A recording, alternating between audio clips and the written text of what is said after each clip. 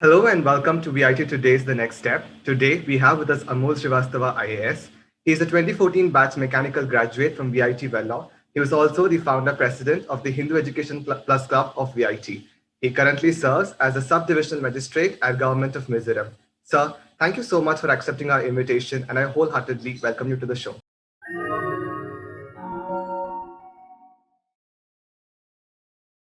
Yes, thank you so much, Akshay, for connecting with me. And it's a great honor and a privilege to be back talking to somebody from my alma mater. And that's I really wish all of you. I hope everybody is doing a great job in their college, and the situation is not right. So I think everybody is at home right now. Yes, sir. Okay, fine. Right. So moving on to my very first question. From a phase where you're pursuing mechanical engineering at VIT to now working at the grassroots level of your district as a frontline warrior, in fact, what are the evident transitions you've observed in your personality, or to rephrase it, the lessons that life has taught you in this journey? Well, actually, every stage of my career has been a lesson for me, right from my first year of the college to my final year, then moving on to a private sector job, then leaving that job to enter into a phase of rigorous preparation for UPSC for the next 3 years, and then working as a bureaucrat for past 3 years. So the whole journey of almost 10 years have been a great learning experience for me. And in all these 10 years, I think I have grown into a more mature and a more rational individual. And now I'm more calm and quiet uh, with whatever I do. And a lot of thinking goes into my actions as well as my words while I do something. And moreover, the main lesson which I have learned in these years is that you have to be balanced in whatever you do. Uh, because no matter you are in college, you're working in a private sector company, or working as a bureaucrat, the balance is very important. That makes all the aspects of your life go in tune with each other. True, sir. Could you share an anecdote from your days at VIT, probably the most memorable incident or a moment that left a great impact on you? Actually, my whole the tenure of VIT 4 years has been very memorable. And as a civil servant, you directly after graduation you start your preparation and then you clear civil services. So the only memory of college that you have is your graduation college. That is for me VIT. Like my other batchmates, my roommates, they all went on to pursue their masters or MBA. So for them, their MBA colleges or their master colleges are more. True, They true. have their memories, but for me, VIT has been the only source of recollecting Right. those good old days. But that's on a lighter note. But yes, one important thing, which since we are also talking to VIT today right now, which the incident that changed my tenure in VIT was that the first 2 years, like any fresh graduate, I was very not concerned about doing any extracurricular, just roaming here and there, the Anna cafes and all those things. Right. Uh, for especially for a mechanical engineering student, you must be knowing it really well behind the GDN canteens and all those things. Yes. So in my second year, when I was more inclined towards getting into civil services, so I thought that no, being part of any extracurricular activity is very important. So I shortlisted a few clubs and societies where I would be applying. But unfortunately, being a second year graduate and end of the second year, nobody was ready to Right, sir. take me in. And one of the clubs, I went for the interview also for the core committee. Despite giving a very good interview to my own batchmates, uh, so they said no, that because we don't have any posts, so we won't be able to take you in. I said I don't want any post. I just want to work in the Right. society because it is something I connect with, and I'm ready to work without a post also. That's not there. So, but my batchmates, my friends, they openly refused to take me in. So then in third year when I started, so again I was without any the tag of the club, which is one of the most prestigious thing that you get associated with in college. True. So then I started to start my own chapter, the Hindu Education Plus Club, and it was a bit difficult because I didn't have any experience of working in any club, but I started it on my own, asked few friends for some help, struggled to get hold of a good team of juniors who are ready to work and who also connect with that fact, because it was not a well established club or a well renowned club where everybody would want to go in. And I'm happy that that club is still running successfully. Right now, it's almost 9 years now, and I follow the club on Instagram, on Facebook. So Right. I'm happy to see the progress. So that actually changed it, and the years that I worked with the club, mentoring my juniors and conducting events, that really shaped my personality. That really helped me becoming a good leader, a good listener, and which I think in the later part of my life would have definitely contributed to my success in civil services also. Right, sir. So why did you prefer taking up a job after engineering instead of directly attempting at the exam? See, that's also a very interesting question, and that takes me back to those days when everybody is wearing that light blue shirt and Right. going around the campus for those placements. Expense. So I thought that I have to prepare for civil services, and I even started preparing in my college in third year as well. But when that fourth year, that when the bell rings, that now it's the time for placement, and so I thought that let's sit for the placement. It's better to have some work experience in the private sector so that I know what that world also feels like. Because if I just leave, I do not work in a private sector and just I directly jump into the UPSC preparation, then I should not regret that I should have seen that life as well. So I sat for the placement, and in the first two the companies, I couldn't clear the aptitude round also because I was not preparing for MBA. I was not preparing for the aptitude part, so I could not clear it. But then I thought that it's not right. I started preparing for some aptitude, and then I was in my third company in my I think in July of my fourth year, at the beginning of the fourth year, I got placed. So that was a big relief for me.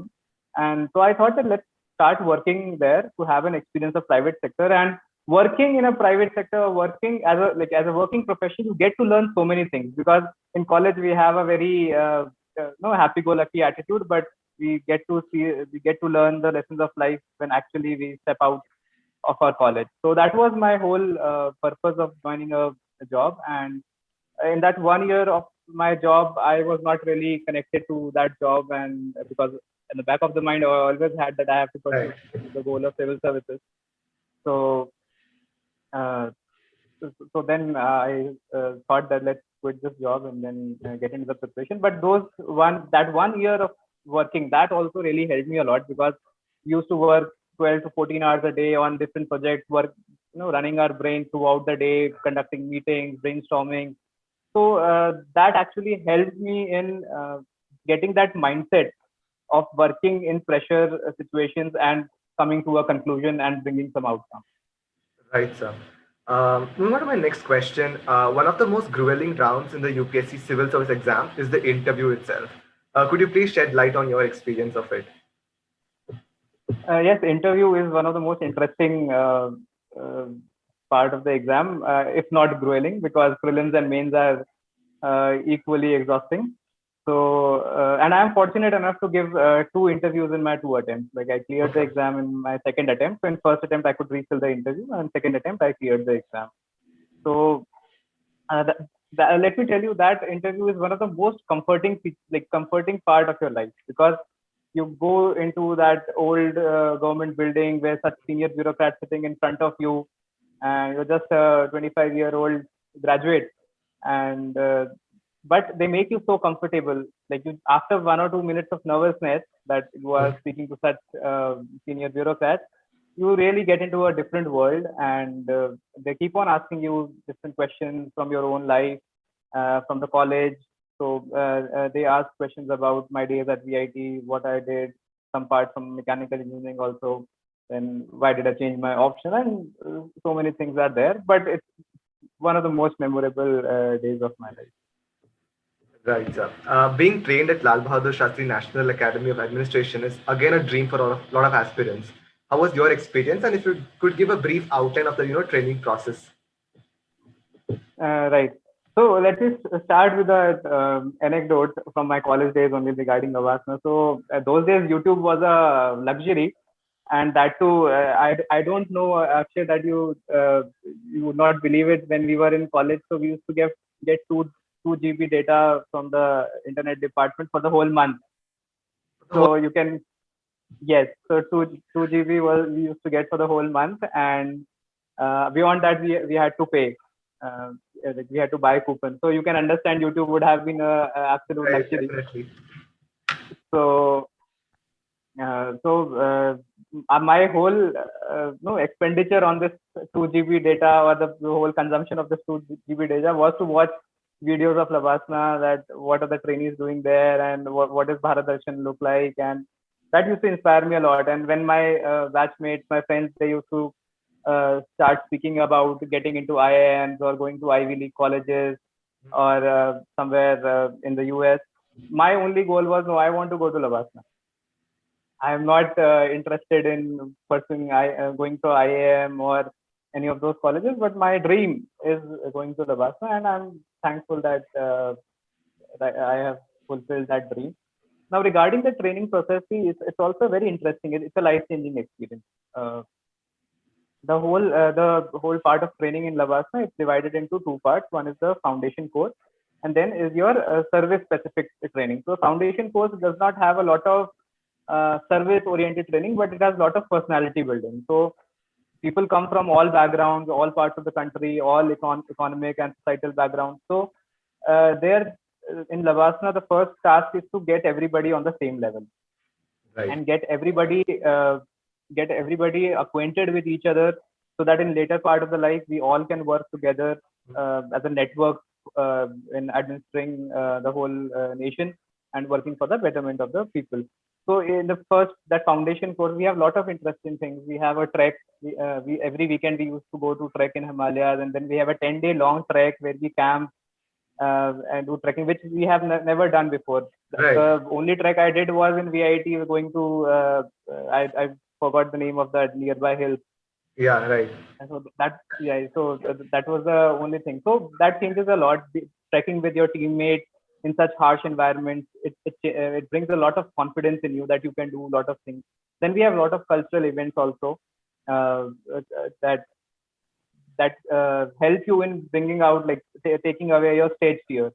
No matter how much, like what is your age, if you have done these extracurricular things or not in your college, you have to come to the stage, sing, dance, act, perform, whatever you have to do. So that also brings a lot of confidence in you. And apart from that, our academic things are constantly going on regarding laws and public administration, political science, all these things. There's like academic part, and then the non-academic part. And one of the most important things and most interesting things of the training is the morning PT, where in the cold environment of Mussoorie at 5 or 6 in the morning, you have to get up and go for those morning jogs or exercises. And in case you miss one day, then you have to come 1 hour early and finish off the previous day's uh, morning PT, and then go ahead. But now, having graduated from Lavasana, those days they also feel very interesting, that they were the golden period of our training days. Right, sir. Sir, since you're currently posted at Mizoram, assuming that you had not resided there before again, how did you adapt yourself to the varied culture, food, and people? See, it all starts by the time you are preparing for this examination, because once we start preparing for this examination, our final goal is to get into the IAS or any other central service. So we know that if we fulfill our goal, then we would be posted in any part of the country. So right from the first day of your preparation, you have this feeling that you feel proud that in case you get selected, that you would want to go around and work in different parts of the country. So somewhere or the other, you are mentally prepared for that. Then the day result comes, then you get to know that you are being allotted the coveted IAS. Then you know that you could be posted in any state of the country and any district of the country. And then after 3-4 months, you get to know your cadre, that in which state you will be working. So my cadre is one of the most interesting cadres. It's called the Agmut cadre, which has Arunachal, Goa, Mizoram, and all the union territories. So Mizoram is just one part of my posting. My next posting could be in Andaman, it could be in Lakshadweep, it could be in J&K now or Ladakh. So we are mentally prepared to do that, and it's a privilege to work in different parts of the country. And when I was in academy, that time I got to know that I'll be posted to Mizoram because the order comes from MHA. So right in our academy, we are trained, and we are mentally also we are prepared to go in different parts of the country. And the moment we get our cadres, the moment we get our states, we start learning the language in our academies only. And then when we land here, then the first task is to learn the language more proficiently, learn the culture, how the people, what are the needs and the aspirations of the people. Because India is so culturally diverse that I coming from northern part of the India, something which will be very acceptable and normal in my society will not at all be acceptable in this place. So we have to take care of all these things, that we do not say or we do not do something which hurts the sentiments of the people here. And now talking about the food, yes, fooding is also completely different from what we are used to, but that is also we get to try many dishes and many new things. And food is also a big connecting factor. Like when we go on field visits, so it's not good to carry your own tiffin. It's always good that whenever you are going to meet somebody, you can share your food or they can share food there. So they also feel that yes, the officer is trying to be a part of their society. So they also really feel good. They are, especially I'm talking about Mizoram, they are very good at hospitality. They are very welcoming. So we have to be a part of the society, and then it makes our job very easier if we are just working as one of them. Right, sir. A small follow-up to that again. What are the challenges you deal on a day-to-day basis apart from fighting COVID? Yes, COVID has been a constant challenge from the last 1 year. Yeah. So that is an ongoing challenge, and we keep on facing many challenges. But yes, if you tell about day-to-day challenge, I don't think we have many challenges here. Terrain is a bit of a challenge. The journeys, because the districts and the postings are a bit far away, so going to those districts becomes difficult. It takes around 6-7 hours on the hilly roads to drive from the airport to go to a district. And I have the opportunity to work in the lowermost district of Mizoram. Like it's the lowermost district of the northeastern India, you can say, just close to Myanmar and Bangladesh. Right. So I worked there also for some time, which it used to take around 12 hours from the airport to go on the road. So these are some of the challenges which keeps on changing terrain to terrain.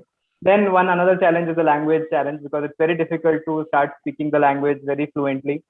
So every day we make some effort to learn the language, but if some issue comes up, then we always need a translator, so that the solution of that issue does not get delayed because of our the problem in our language.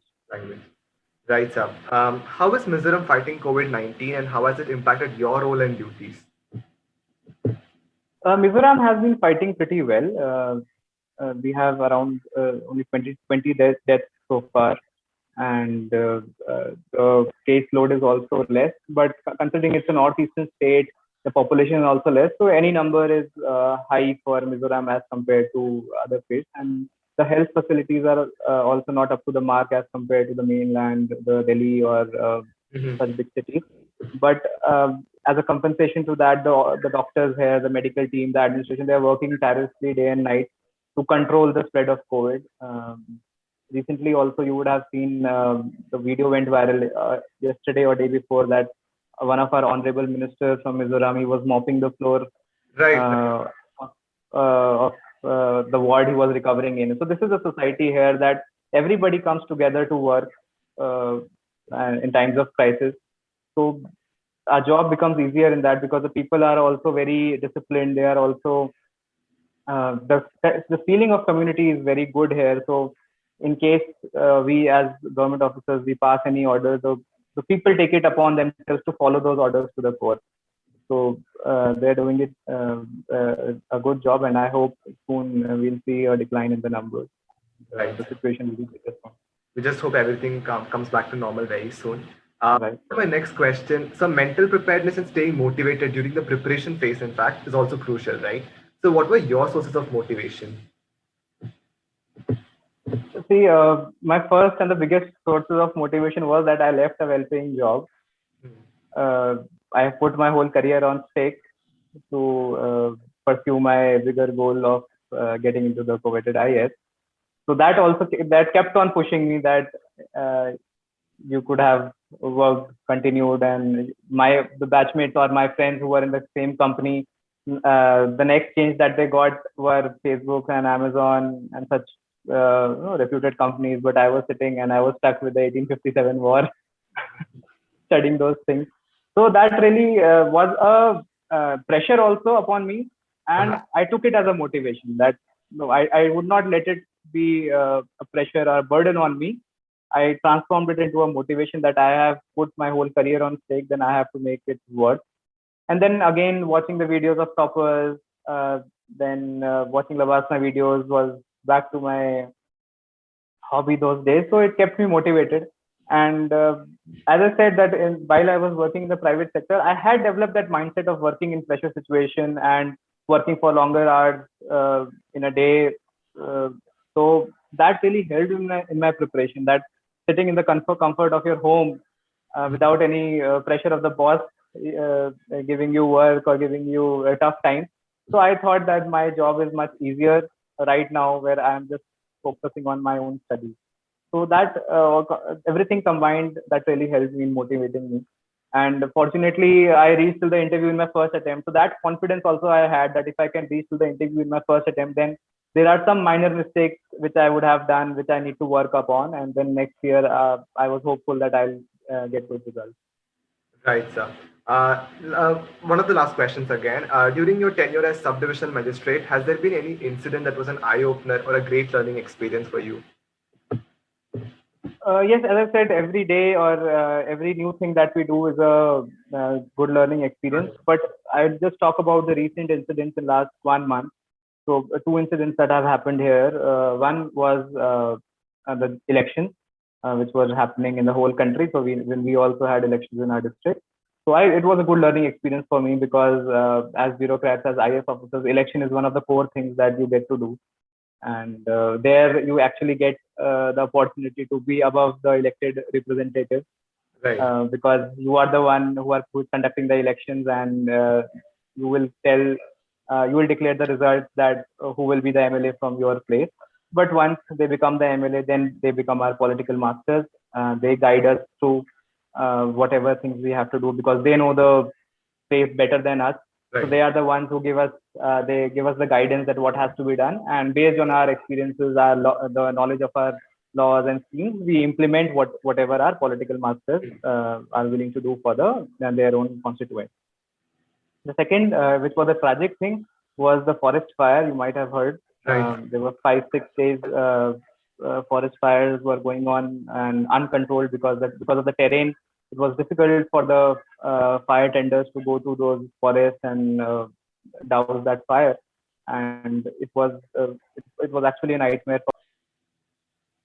Yes, so I was talking about the fire. So that was a nightmare, and thankfully the administration here was able to work it out. We took help from the Indian Air Force, so thankfully it was done, and it's a part of our job, fighting these crises no matter where we are.